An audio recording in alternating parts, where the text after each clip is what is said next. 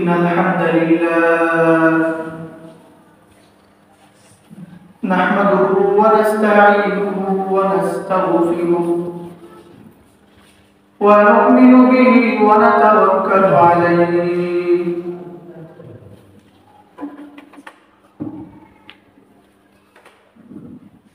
ونعوذ بالله من شرور أنفسنا ومن سيئات أعمالنا من يهده الله فلا مضل له ومن يضلل فلا هادي له ونشهد أن لا إله إلا الله وحده لا شريك له ونشهد أن سيدنا ومولانا محمدا عبده ورسوله أما بعد فقد قال الله تعالى في كلامه المجيد والفرقانه الحميد أعوذ بالله من الشيطان الرجيم بسم الله الرحمن الرحيم يا أيها الذين آمنوا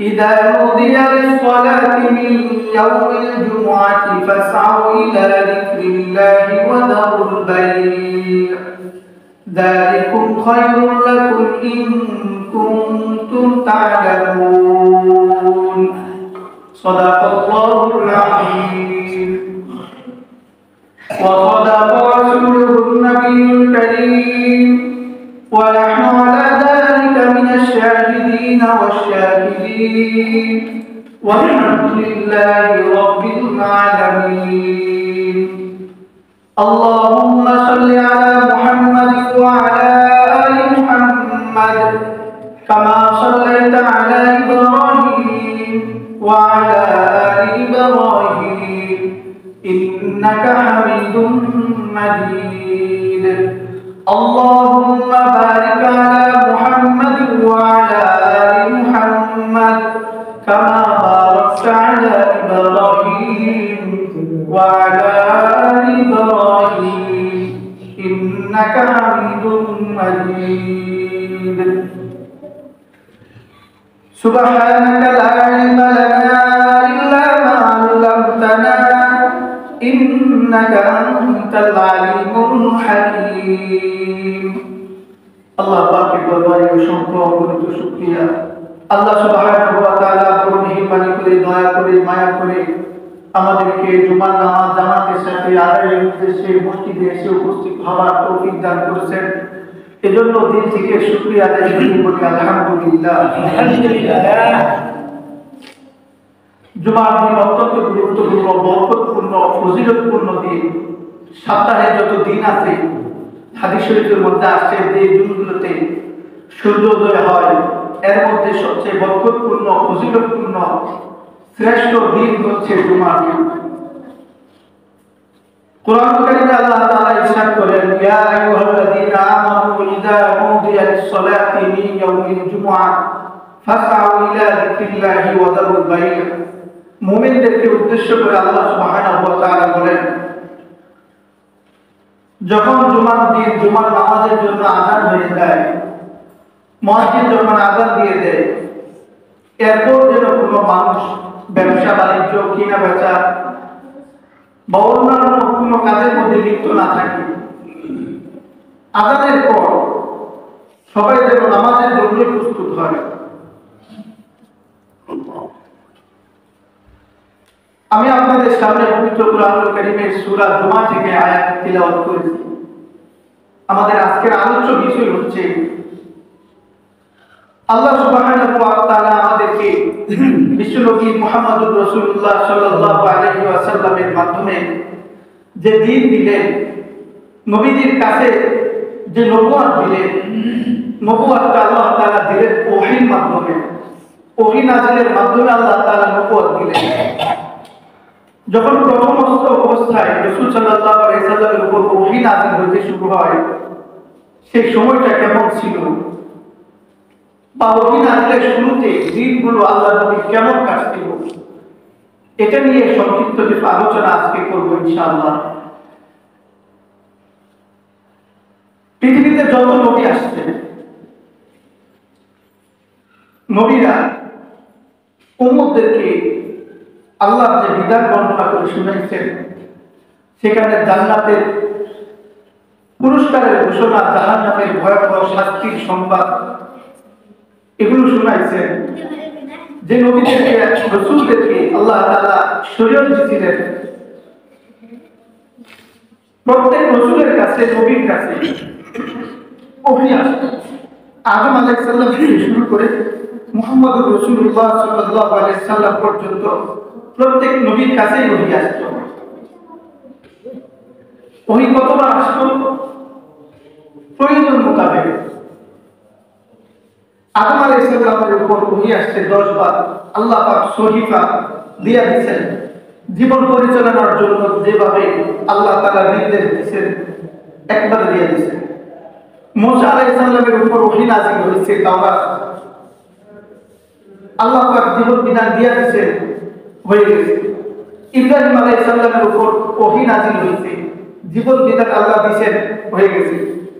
কিন্তু একমাত্র রাসূল সাল্লাল্লাহু আলাইহি ওয়াসাল্লামের উপর একবারে একসাথে বিধান দেওয়া হয় নাই, বরং জায়গা মতো প্রয়োজন বুঝে বুঝে বিধান আল্লাহ তাআলা দিয়েছেন। সুবহানাল্লাহ। এটা বিশ্বনবী মুহাম্মদুর রাসূলুল্লাহ শ্রেষ্ঠত্ব এবং আমাদেরকে আল্লাহ পাক কত মর্যাদা দেন, এটা আমাদের বোঝা দরকার। আল্লাহ পাক অন্যান্য নবীদের মাধ্যমে উম্মতদেরকে শরীয়ত দিলেন একবারে একসাথে, আর আমাদেরকে আল্লাহ পাক শরীয়ত দিলেন নবুয়তের শুরু থেকে মৃত্যুর আগ পর্যন্ত সম্পূর্ণ সময়ের মধ্যে, তাও আবার যখন যেখানে যতটুকু প্রয়োজন। রাসূল সাল্লাল্লাহু আলাইহি ওয়াসাল্লামের উপর সর্বপ্রথম যখন ওহী নাযিল হয়, আল্লাহ রাসূল তখন অনেকটা ভয়ের মধ্যে দিন কাটছিল। কেননা এর আগে নবীজি তো ফেরেশতাদেরকে কখনো দেখে নাই। জিবরাইল আলাইহিস সালাম নিজের আকৃতিতে আসছেন, এই আকৃতি এর আগে কখনো দেখে নাই। আর ফেরেশতার আকৃতি তো অনেক এমন ছিল যে কারণে রাসূল সাল্লাল্লাহু আলাইহি সাল্লাম অন্তরের মধ্যে ভয় পাইছিল, অন্তর কাঁপতেছিল ভয়ের কারণে। হযরত আম্মাজান আয়েশা রাদিয়াল্লাহু তাআলা আনহা তিনি বর্ণনা করেন যে হারিস ইবনে হিশাম রাদিয়াল্লাহু তাআলা আনহু রাসূল সাল্লাল্লাহু আলাইহি সাল্লামকে বললেন, ইয়া রাসূলুল্লাহ, আপনার উপর ওহী নাযিল হয় সেটা কিভাবে শুরু হইল, অথবা আপনার উপর ওহী কিভাবে নাযিল হইল? নবীজি তখন বর্ণনা দিয়েছিলেন যে আমার উপর ওহী নাযিল হয় অধিকাংশ সময় ঘন্টার ধ্বনির পরে যে একটা ধারাবাহিক আওয়াজ থাকে, ঘন্টা বাজানো হয় না, এই ঘন্টা বাজানোর শেষ করে ধারাবাহিক একটা আওয়াজ হয়, সর্বশেষ বাড়ির পরে এখানে যে একটা আওয়াজ হয়, এই ধরনের একটা আওয়াজ হইল। এই আওয়াজের পরে রাসূল সাল্লাল্লাহু আলাইহি ওয়াসাল্লামের কাছে জিবরাইল আলাইহিস সালাম যা কিছু বলতেন, নবীজি তা মুখস্থ করে নিতেন। অথবা কোনো সময় স্বয়ং ফেরেশতা নিজের আকৃতিতে যা কিছু বলতেন, এগুলো নবীজি মুখস্থ করে নিতেন। আমাদের আয়েশা রাদিয়াল্লাহু তাআলা আনহা বলতেছেন, আল্লাহ নবীর কাছে যখন ওহী নাযিল হইত, আমি দেখছি প্রচন্ড শীতের দিনে রাসূল সাল্লাল্লাহু আলাইহি সাল্লামের ওহী নাযিলরত অবস্থায় যখন ওহী নাযিল হইত, প্রচন্ড শীতের মধ্যেও নবীজির কপাল থেকে ঘাম বের হতো। ওহীর কত মর্যাদা, কত গুরুত্ব, এটা কি পাওয়ার ছিল যে প্রচন্ড শীতের মধ্যেও শরীর থেকে, কপাল থেকে ঘাম বের হতো। ঘাম বের হওয়ার কিছু কারণ উল্লেখ করেছেন শাহ ওলিউল্লাহ মুহাদ্দিসিন আজরবি রাহমাতুল্লাহি আলাইহি লিখেন, নবীজির কপাল থেকে প্রচন্ড শীতের মধ্যেও ওহী নাযিল হওয়ার সময় যে ঘাম বের হতো, এই ঘাম বের হওয়ার কয়েকটি কারণ হতে পারে। তার মধ্যে একটা কারণ হলো যে আল্লাহ রাসূলকে আল্লাহ তাআলা নূরের দ্বারা পরিপূর্ণ করছেন। নবীজির কাছে নবীজির মধ্যে নূর আছে, নূরের একটা পাওয়ার আছে না নাই? নূরের একটা পাওয়ার আছে। যে ফেরেশতা যখন আসছে ওহী নিয়ে, ফেরেশতাই তো আসছে, ফেরেশতা তো নূরের তৈরি, ফেরেশতা নূরের তৈরি, এই নূরের একটা পাওয়ার আছে। কয়টা হইল? দুইটা। নবীর কাছে আল্লাহ যে নূর দিচ্ছেন, এক নূর, ফেরেশতা নূরের তৈরি, দুই নূর। তৃতীয় হলো যে ওহীটা নিয়ে আসা হয়েছে আল্লাহর পক্ষ থেকে, এটাও একটা নূর। কাজে যখন তিনটা নূর একসাথে হয়ে গেল, তিন নূরের সংমিশ্রণে শীত আর শীত থাকে নাই, গরমে পরিণত হয়ে গেছে। সাধারণ গরম না, প্রচন্ড গরম, যে গরমে ঘাম জ্বলে। গরমটা আমরা অনেক সময় ঘাম বের থাকি, কিন্তু এ পরিমাণে গরম হইতো যে ঘাম বের হয়ে যেত। এই ঘাম বের হওয়ার মতো এই কষ্ট নবীর জীবনে কতবার সহ্য করছেন? একবার, দুইবার। নবীদের উপর ওহী নাযিল হওয়ার বেশ কতগুলো পদ্ধতি আছে, সিস্টেম আছে। কখনো আল্লাহ তাআলা সরাসরি রাসূল সাল্লাল্লাহু আলাইহি সাল্লামের কাছে ওহী নাযিল করতেন, যেটা আমরা শুনি যে মেরাজের রাতে আল্লাহ তাআলা রাসূল সাল্লাল্লাহু আলাইহি সাল্লামকে ডাকলেন, নবীজি গেলেন, আর তার মাধ্যমে ওই সময় নামাজ আমাদের উপর ফরজ হয়ে গেল। সংক্ষিপ্ত বলছি, ওহী নাযিলের আরেকটা ধরন হইল রাসূল সাল্লাল্লাহু আলাইহি সাল্লামের স্বপ্নে অথবা জাগ্রত অবস্থায় ওহী নাযিল হইত। নবীদের স্বপ্নেতে দেখতেন, নবীদের স্বপ্ন ভোরের আলোতে স্পষ্ট সত্য। আমাদের ভোরবেলা যেমন সত্য, আমরা সবকিছু দেখতে পাই, নবীজির ঘুমের মধ্যে যে স্বপ্নটা দেখতে, এটাও এরকম বাস্তবের মতো, বাস্তবে দেখার মতো। ওহী নাযিলের আরেকটা ধরন হইল জিবরাইল আলাইহিস সালাম নবীজির কাছে আসতেন নিজের আকৃতিতে আসতেন।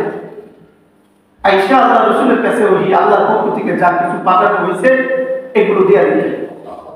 কোন কোন সময় জিবরাইল আলাইহিস সালাম অপরিচিত ব্যক্তির সুরতে আসতেন। আয়েশা আল্লাহ রাসূলকে যা কিছু বলার, আল্লাহর পক্ষ থেকে যা কিছু শোনালো, শোনাইয়া দিতেন। কোন কোন সময় জিবরাইল আলাইহিস সালাম কোনো আকৃতি ধারণ করতেন না, ফেরেশতার আকৃতিও না, নিজের আকৃতিও না, মানুষের আকৃতিও না, কোনো আকৃতি ছাড়াই এমনি শুধু আল্লাহ রাসূলের কাছে ওহী নাযিল করে দিতেন। আবার কোন কোন সময় জিবরাইল আলাইহিস সালামের পরিবর্তে হযরত ইসরাফিল আলাইহিস সালাম ওহী অবতরণ করতেন। তবে ইসরাফিল আলাইহিস সালামের মাধ্যমে কুরআনুল কারীমের কোন আয়াত নাযিল হয় নাই। কুরআনুল কারীমের সম্পূর্ণই জিবরাইল আলাইহিস সালামের মাধ্যমে নাযিল হয়েছে। এই ছিল ওহী নাযিলের ধরন। এই সমস্ত ধরনের মধ্যে সবচেয়ে কঠিন ধরনটা ছিল যে ধরনটা ঘন্টার আওয়াজের পর যে ধারাবাহিক আওয়াজ থাকে, এই আওয়াজের পর যে ওহী নাযিল হইত। আম্মা জান আয়েশা রাদিয়াল্লাহু তাআলা আনহা বর্ণনা করেন যে আল্লাহ রাসূল সাল্লাল্লাহু আলাইহি সাল্লামের কাছে এই পদ্ধতিতে যখন ওহী নাযিল হইত, তখন নবীজির শরীর তো এত ঘামিয়ে যাইত। শুধু ঘাম তো এমন না, সেটা যদি হইতো যে নবীজির হাত আমার উরুর উপরে রাখা, এই অবস্থায় যদি ওহী নাযিল হইত, তখন আমি লক্ষ্য করতাম ওহীর ভরের কারণে আমার হাঁটু যেন, আমার রান যেন ফেটে যাবে, এরকম ভাব লাগতো না। নবীজির কাছে ওহী নাযিল হয়, এই সময় নবীজি যদি কোনো শক্তিশালী উটের উপর বা গাধার উপর, এরকম আর যত সওয়ারি আছে, এগুলোর উপর যদি বসে থাকতো, ওহীর ওজনের কারণে এগুলো জমিনে বসে যেত। সুবহানাল্লাহ। ওহীর ওজনটা কত ছিল! আর নবীজি এই ওহীর ওজন, ওহীর ভার সহ্য করার এই কষ্ট জীবনে একবার দুইবার সহ্য করেন নাই। ওর কিতাবের মধ্যে আসছে অন্যান্য নবীরা তো একটা সামান্য কয়েকবার করে সহ্য করছেন। যেমন হযরত আদম আলাইহিস সালাম, তার কাছে ওহী আসছে সারা জীবনে 10 বার। ওহীর যে কষ্ট, তিনি সারা জীবনে নবুয়তের সময় 10 বার এটা সহ্য করছেন। হযরত নূহ আলাইহিস সালামের কাছে ওহী আসছে, নূহ আলাইহিস সালামের কাছে 50 বার ওহী নাযিল হয়েছে। তিনি তার জীবনে নবুয়তের জিন্দেগিতে ওহীর ওজন, ওহীর কষ্ট সহ্য করতে মাত্র 50 বার। ইব্রাহিম আলাইহিস সালামের কাছে ওহী আসছে, ইব্রাহিম আলাইহিস সালাম তার নবুয়তের জীবনে ওহির ভাব, ওহির কষ্ট সহ্য করছে মাত্র 48 বার। আর হযরত ঈসা আলাইহিস সালামের কাছে ওহী আসছে, ঈসা আলাইহিস সালাম ওহির ওজন সহ্য করছে 10 বার। অন্যান্য নবীরা এরকম করে সহ্য করছে, কেউ কম কেউ বেশি।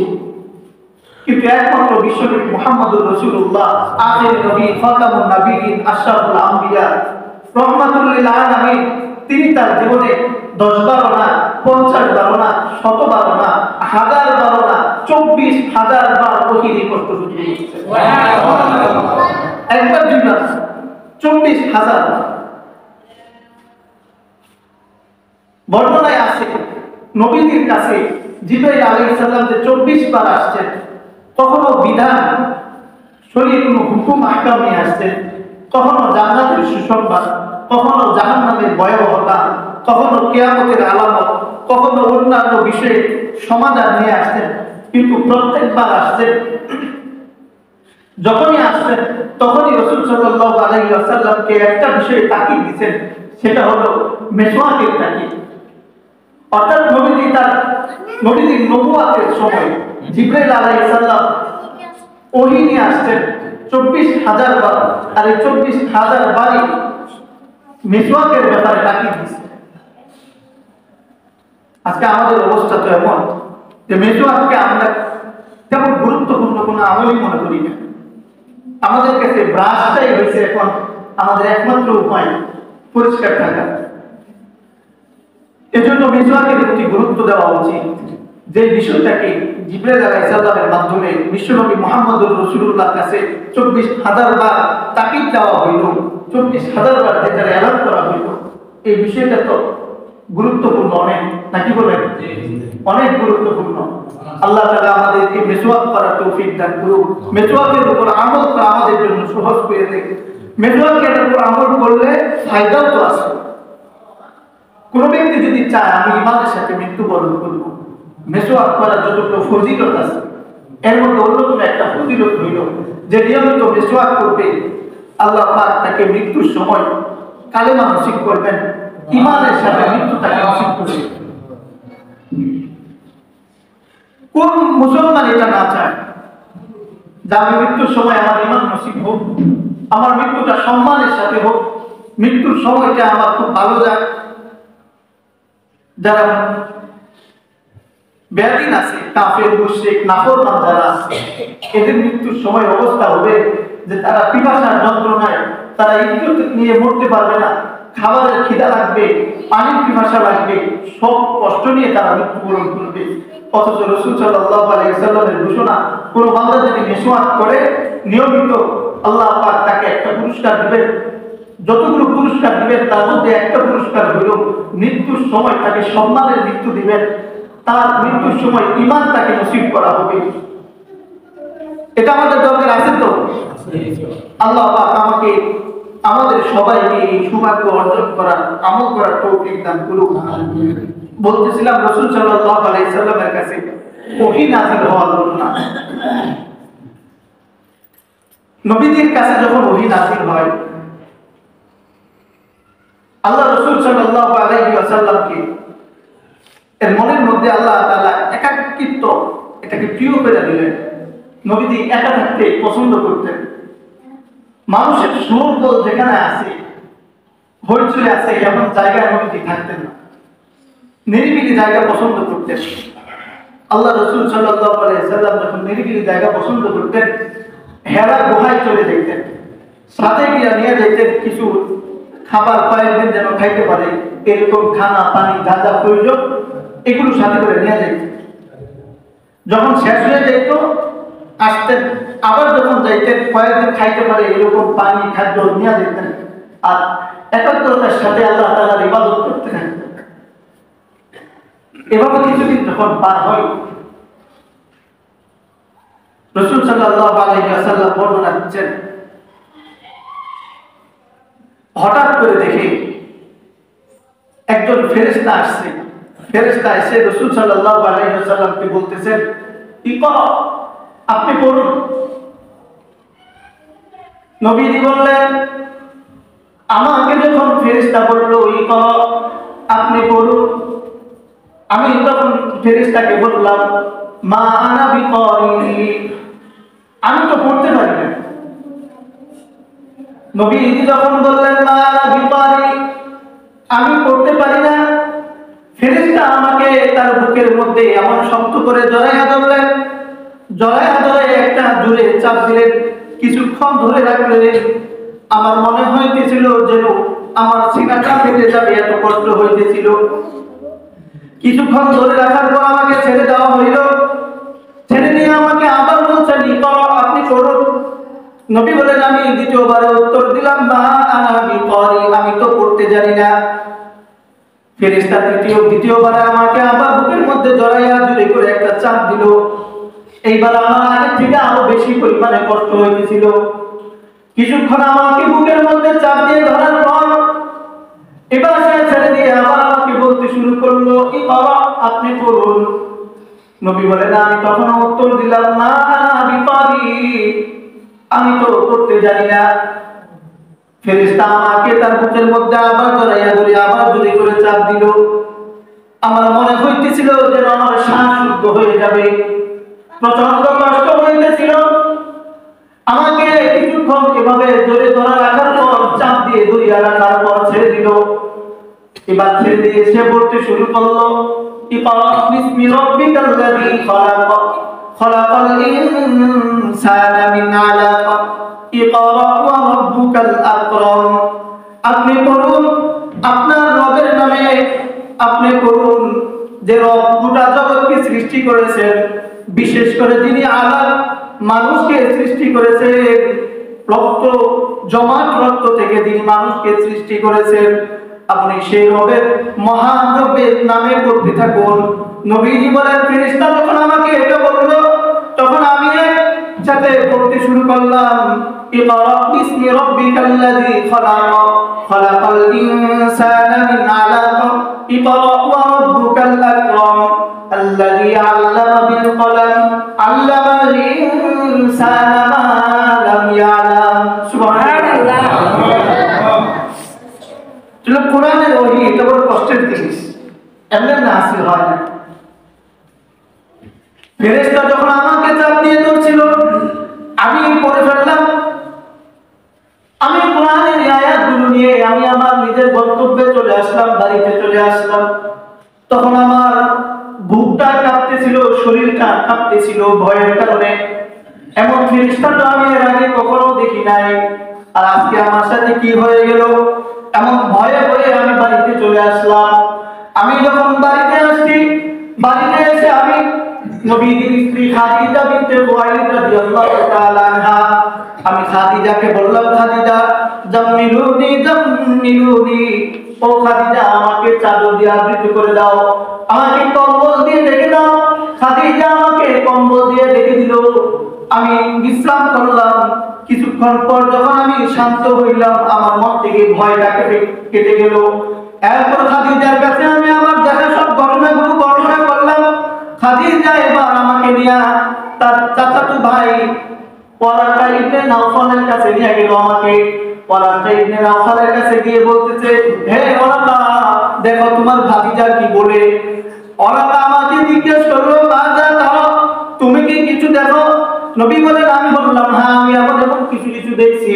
ওয়ারাকা আমাকে বলল, তোমার কাছে যে আসছিল সেটা তো সাধারণ কেউ না, আল্লাহ তাআলার পক্ষ থেকে মুসা আলাইহিস সালামের কাছে যে দূতকে পাঠানো হয়েছিল, তোমার কাছে তো সেই আসছিল।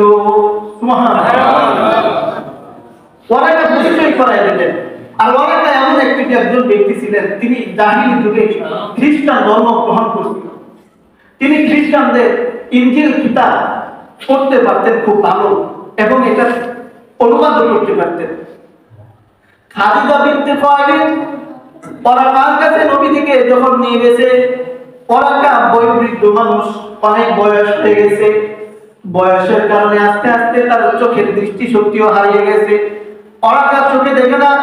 ওয়ারাকা নবীজিকে উদ্দেশ্য করে বলতে শুরু করলো, মুহাম্মদ, আমার বড় আফসোস হয় যে তোমার বংশের মানুষগুলো তোমাকে ঘর থেকে বের করে দিবে। ভাই, আমি যদি ওই দিন পর্যন্ত যুবক থাকতাম আমি যদি ওই দিন পর্যন্ত জীবিত থাকতাম, নবীজি জিজ্ঞাসা করলো ওরাকাকে, চাচা আমাকে কি আমার লোকেরা ঘর থেকে বের করে দিবে, আমাকে কি আমার এলাকা থেকে বের করে দেওয়া হবে? ওরাকা উত্তর দিলেন, তোমার আগে যারা এমন সত্য বাণী নিয়ে মানুষের কাছে আসছে, আল্লাহ তাআলার পক্ষ থেকে যারা আসছে, কেউ নিরাপদে থাকতে পারে নাই।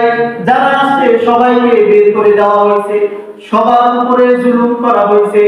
ওরাকা এবার আফসোস করে বলতে থাকলো, ভাই ওই সময় পর্যন্ত যদি আমি যুবক থাকতাম, ওই সময় পর্যন্ত যদি আমার হায়াত থাকতো, আমি জীবিত থাকতাম, আমার সর্বশক্তি দিয়ে আমি তোমাকে সাহায্য করতাম।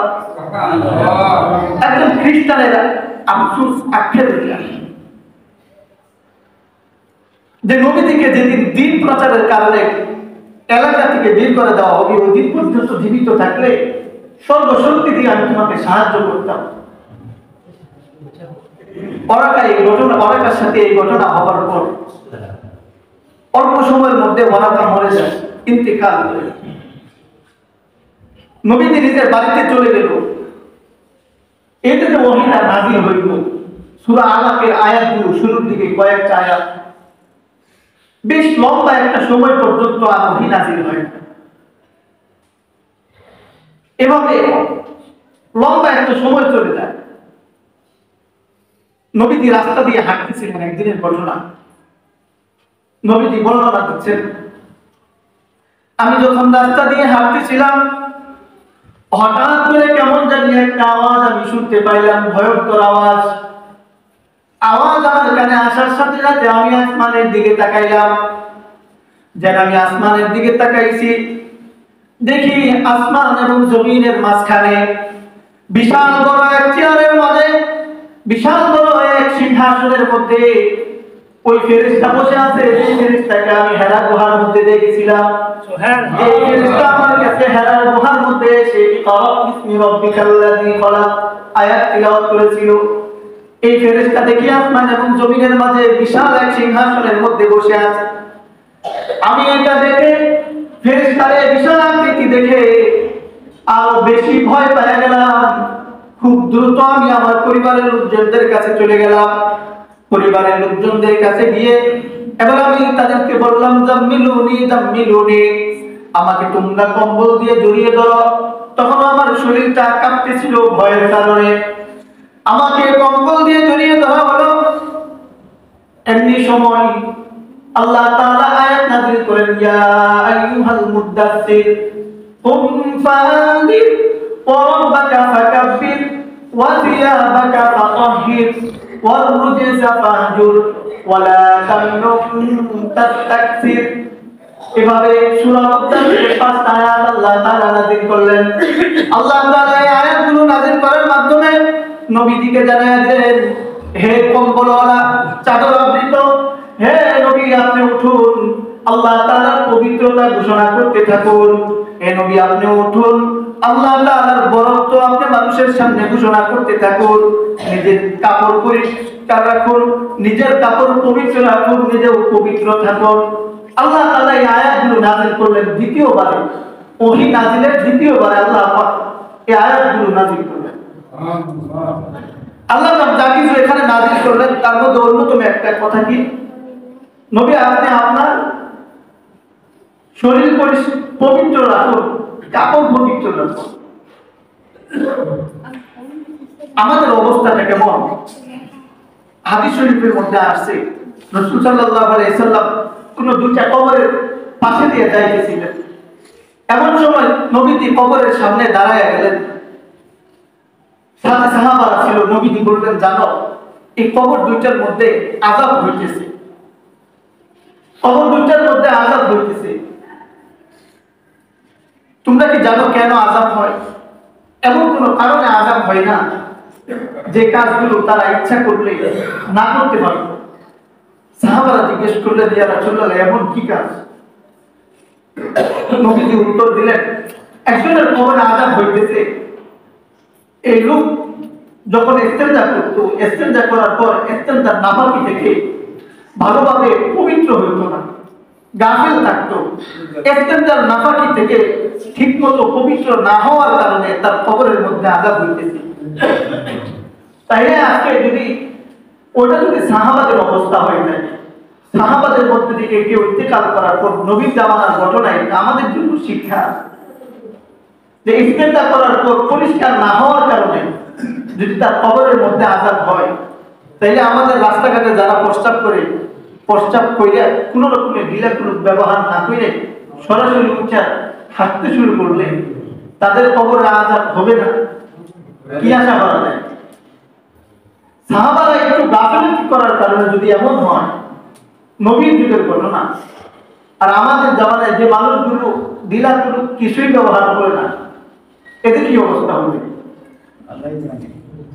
সংক্ষিপ্ত সময় বেশি বলার সুযোগ নাই, শুধু এতটুকু আপনাদেরকে স্মরণ করে দিলাম। এজন্য আমাদের ইস্তেঞ্জা করার পর যেন আমরা উত্তম রূপে পবিত্রতা অর্জন করি, এটা আমরা খেয়াল রাখবো। নবীজি বললেন, দ্বিতীয় ব্যক্তির কবরের মধ্যে আযাব কেন হইতেছে জানো?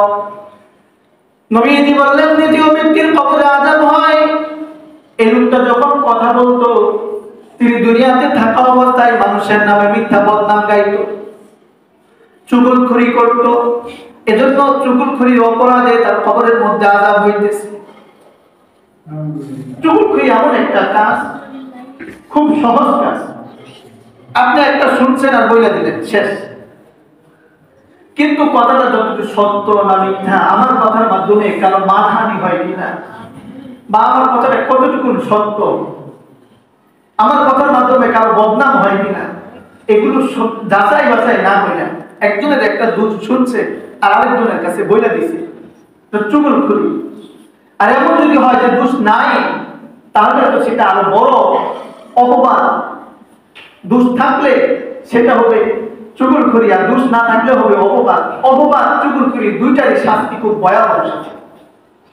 এজন্য আমরা যখন নিজেদের জবাব চালাবো, কারো নামে বদনাম করতে যাব, কারো দোষ গাইতে যাব, তখন যেন আমরা এতটুকু সচেতনতা অবলম্বন করি, আমার কথার কারণে এটা যেন আমার পরকালে শাস্তির কারণ না হয়। এখন কথা আসতে পারে, একজনের দোষ থাকলে বলতে অসুবিধা নেই, এই কথাটা আগে বলছিলাম, সংক্ষেপে তার একটু স্মরণ করাই দেই।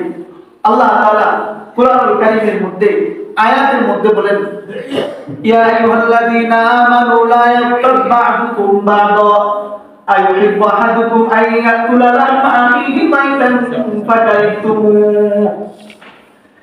যে মানুষ চুগলখড়ি করে, অন্যের দোষ চর্চা করে, অন্যের দোষ চর্চা করার বেলায়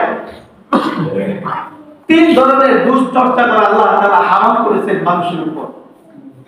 একটা দোষ, এক ধরনের দোষ হইল যে দোষটা বলার মাধ্যমে যার দোষ বলবো তার সংশোধনের কোনো আশা রাখে না, অথবা যার কাছে বলতেছি তাকে যে যার বিরুদ্ধে দোষ বলতেছি তার ক্ষতি থেকে হেফাজত করবো এমন কোনো আশা রাখে না, অথবা যিনি বলতেছে তিনি যে নিজের হেফাজত রাখছে, নিজেকে রক্ষা করার জন্য বলতেছে এমনটাও না, খামাখা শুনছে আর বলছে, শেষ, এদের কোনো কাজ নেই। তিন ধরনের দুশ্চর্চা করে আল্লাহ তাআলা হারাম করেছেন। নবীজি বললেন, যে ব্যক্তি দুশ্চর্চা করে আল্লাহ পাকের লানত তার উপর, সে জাহান্নামে যাবে। সাহাবারা জিজ্ঞেস করলেন, ইয়া রাসূলুল্লাহ, যদি সত্যিই দুষ্টা তার মধ্যে থাকে, নবীজি বললেন, তাহলেই তো তার জন্য এই শাস্তি। আর যদি দুষ্টা না থাকে, তার জন্য ডবল শাস্তি। একেতে দোষ ছিল না, মিথ্যা অপবাদ, দ্বিতীয়ত দোষ গাইছে, আরো ডবল, এজন্য তাকে ডবল শাস্তি দেওয়া হবে। এক রকমের দুশ্চর্চা করা আল্লাহ তাআলা জায়েজ করছেন। এই দুশ্চর্চা করা কখনো বান্দার উপর জায়েজ, কখনো ওয়াজিব, কখনো ফরজ হয়ে যায়। সেটা কি জিনিস? সেটা হলো আপনি যখন আমার দোষ কারোর কাছে বর্ণনা করবেন, যাতে করে আপনার বর্ণনা দ্বারা এমন কারোর কাছে বর্ণনা করবেন যে বর্ণনার কারণে আমি সংশোধন হইতে পারবো, এটা আমার কল্যাণের। অথবা আপনি যার কাছে দোষ কইতেছেন, তোমাকে অমুকে বলছে, তোমার অমুক জায়গায় রাত্রে আটকাবো, তোমার টাকাগুলো নিয়ে নিব, তোমার সম্পদগুলো নষ্ট করে দিব, তাহলে ওই লোক সতর্ক হয়ে যাবে। তাহলে ওনাকে যাকে বলা হলো তাকে ক্ষতি থেকে হেফাজত করার উদ্দেশ্য ছিল, এমন দুশ্চর্চা করা আল্লাহ পাক জায়েজ করছেন। অথবা যার কাছে বলা হইতেছে তার মাধ্যমে কোনো একটা সংশোধনের আশা করা যায়। যার দুশ্চর্চা করবে তার উপকার হবে, যার কাছে চর্চা করা হবে তার উপকার হবে, অথবা যে চর্চা করছে তার উপকার হবে। তিন ব্যক্তির কোনো একজনের যদি উপকার না হয় এমন দুশ্চর্চা তো আল্লাহ তাআলা হারাম করছেন, আর এই দোষের কারণেও বান্দা জাহান্নামে যাবে। এজন্য আমরা যখন কারো দুশ্চর্চা করবো, আল্লাহ যেন আমাদেরকে আমাদের জবানকে কন্ট্রোলে রেখে আমাদেরকে কথা বলার তৌফিক দেন। এজন্য আমরা চেষ্টা করবো ইনশাআল্লাহ, যতটুকু শুনলাম আল্লাহ আমাদেরকে আমল করার তৌফিক দান করুন।